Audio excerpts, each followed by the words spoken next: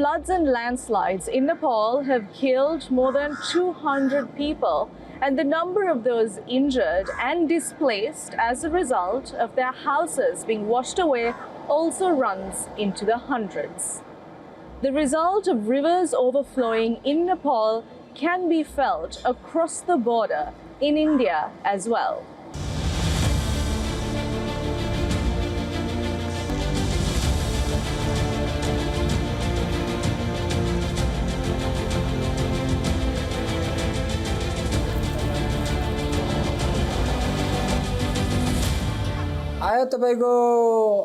It rained until midnight. There were 4 or 5 staff members here with me.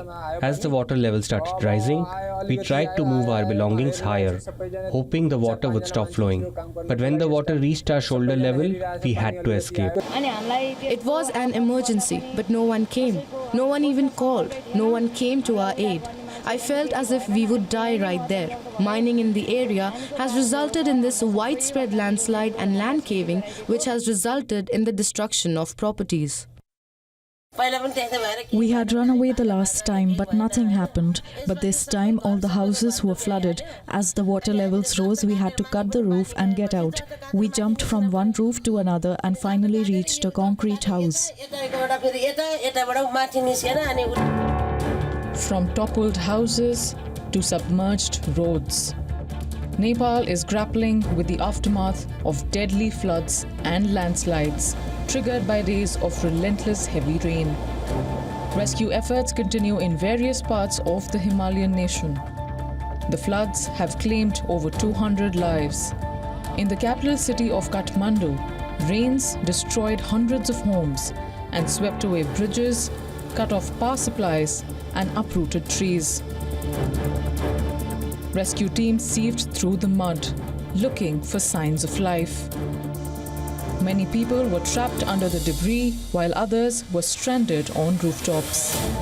The Kathmandu Valley, which is home to over 4 million people, was the worst hit than ever before, as rivers overflowed their banks.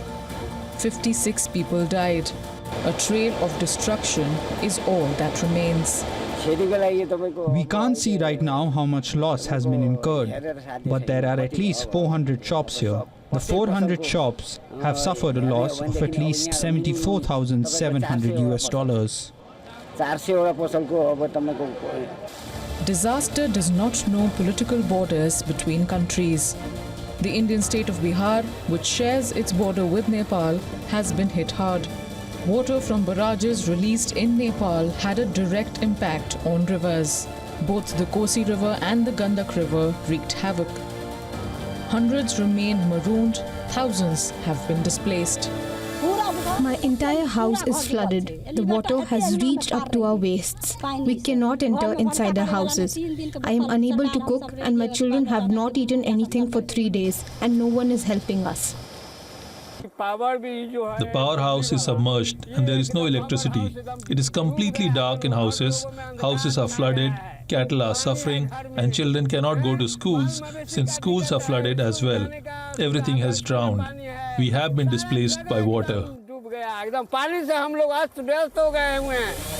Monsoon rains from June to mid-September bring widespread death and destruction across South Asia. The latest spell came towards the end of Nepal's monsoon season. It has been linked to a combination of changing weather patterns and unplanned development, both of which leave Nepal increasingly vulnerable. Recovery takes months, often overlapping into the next natural disaster. Is this the new normal?